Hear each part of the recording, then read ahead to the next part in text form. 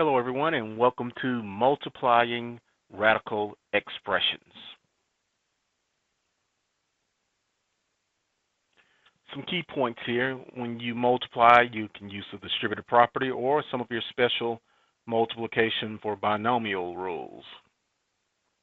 Then you want to simplify each radical if possible and combine any like radicals if possible.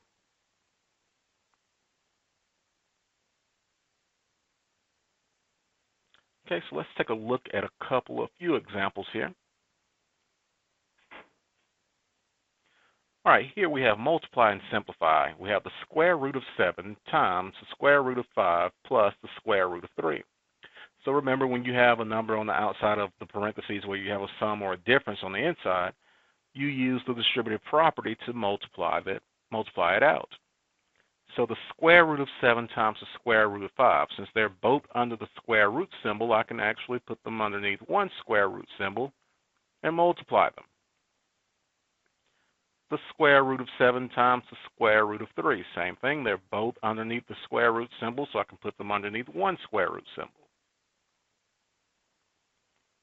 So that gives me the square root of 35 plus the square root of 21. Neither one of those can be simplified, and they are not like radicals, so that is my final answer for that one. Okay, the square root of 5 times the square root of 15 plus the square root of 35. So again, we will use the distributive property.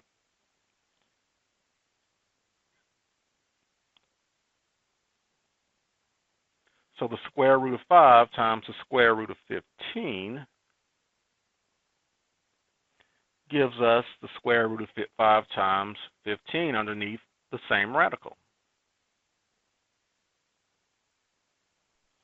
Okay, the square root of 5 times the square root of 35 gives us the square root of 5 times 35 underneath one radical. Now, instead of multiplying this out, you may find it a little bit easier to use the prime factorization. So 15 is the same thing as 3 times 5, and 35 is the same thing as 5 times 7. Now, I can clearly see that I'm working with the square root. I have a pair of 5s underneath this first radical, which is the same thing as the square root of 25, which means that I would have simplified to be a 5 on the outside of the radical, and the 3 left over on the inside. Same thing under the second radical. I have a pair of 5s. I can take the square root of that to give me 5 outside of my radical, and the 7 left over underneath the radical. Now, again, I cannot combine these because they are not like terms. The first 5 is being multiplied by the square root of 3. The second 5 is being multiplied by the square root of 7. Those numbers have to be multiplied by the same radical in order for me to be able to combine them.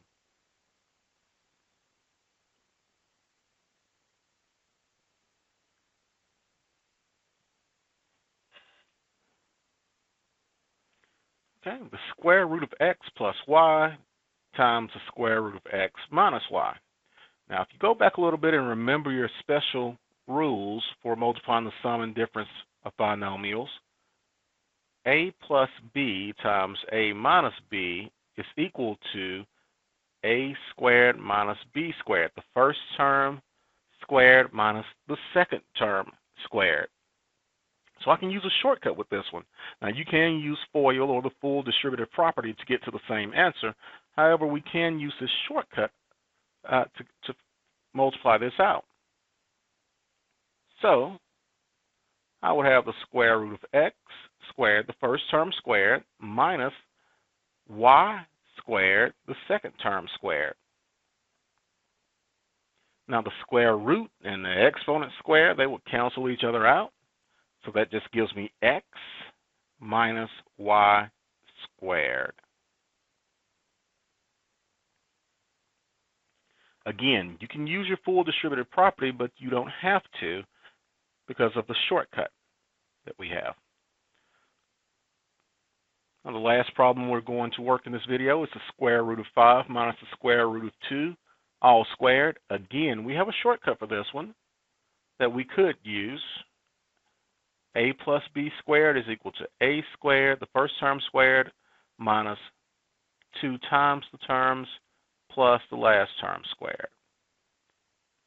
And that's a minus b squared for this particular problem. I'm going to go ahead and use the full distributive property. So I'm going to rewrite this as the square root of 5 minus the square root of 2 times the square root of 5 minus the square root of 2. So you can use a shortcut or you can use the full distributive property or FOIL if you like to call it that. So the first term times the first term. The square root of 5 times the square root of 5. So I can put those underneath one radical. The square root of 5 times the square root of 2. Now I'm going to multiply the negative square root of 2 by each one of my terms in the second parentheses. So again, minus the square root of 2 times the square root of 5 plus the square root of 2 times the square root of 2. So as you can see here, we end up with a pair of 5s, and we're taking the square root of that, so that's just 5. Minus the square root of 10, minus the square root of 10. And over here we have a pair of 2s that we're taking the square root of, so that's just 2. Combine the like terms and like radicals. 5 plus 2 is 7. Understood negative 1 minus 1. Negative 1 minus 1 is negative 2. And I can combine those since both of them were being multiplied by the square root of 10. So negative 1 times the square root of 10 minus 1 times the square root of 10 is minus 2 times the square root of 10.